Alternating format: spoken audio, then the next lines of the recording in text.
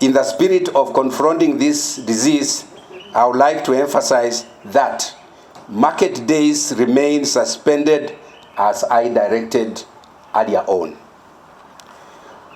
We, as a government, will implement directives of the national government, including suspension of social gatherings like worship services, weddings, birthdays, disco matangas, and limiting funeral services to only the immediate family members. All owners of any form of business to ensure that there is running water and soap at the entry points of their business premises to allow their clients to wash their hands before entry. To ensure that this is implemented, I hereby direct that head of enforcement unit to close any shop or business that will ignore this. We cannot afford to risk the lives of thousands of Vihiga residents at the expense of one shop or business that is just after making profit.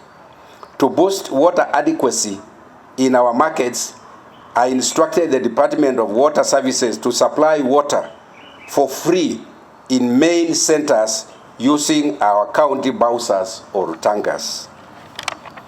Ladies and gentlemen, for once, you are being asked to stay at home. If you can, please stay at home and only leave your house if it is really necessary. I have realized some of the students and children are still roaming around in the streets. I want to call upon the parents to ensure that the children and the students should remain at home.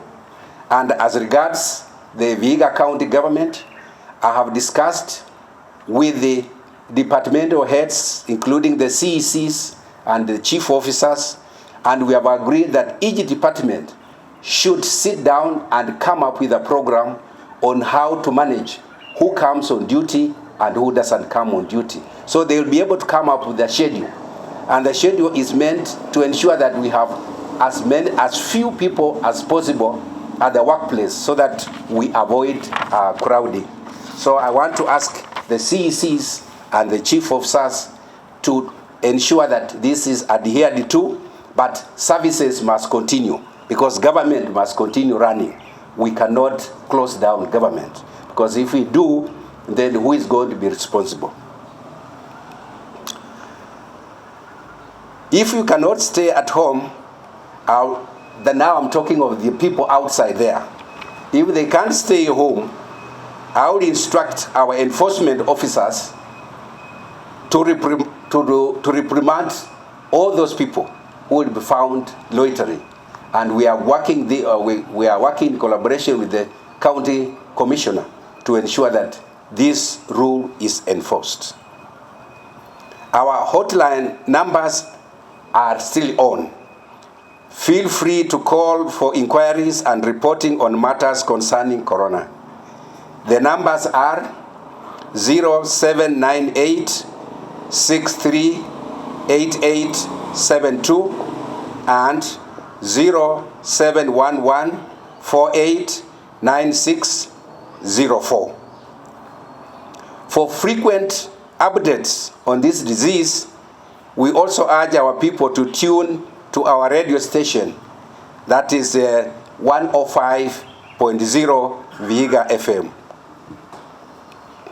Ladies and gentlemen, measures set up by your county government would be useless if we ignore the directives issued, like avoiding handshake, kissing, hugging, washing your hands with running water and soap, and most importantly, keeping physical distance of at least 1 meter from each other. I cannot, some of you even here, you are not 1 meter from each other. So I think you are already breaking that law, and I want you to observe it. Make sure that you are at least 1 meter away from each one of you. Remember, prevention is better and cheaper than cure. If you have never taken government seriously, for once, please listen to us. If you think we are joking, go to internet and search what Corona has done to Italy. Corona has killed more than 4,800 people in Italy. And in one single period of 24 hours, it killed more than 4,000 people. More than 800, people. Worldwide, we have lost more than 12,000 people. Vihiga is not special. Kenya is not special. And therefore, please stay at home. Wash your hands frequently with running water and soap. And most importantly, avoid panic, but pray for our country. Even as top flight medics burn their midnight oil to get vaccine and cure for this disease, we can only have a big break with the blessing of God.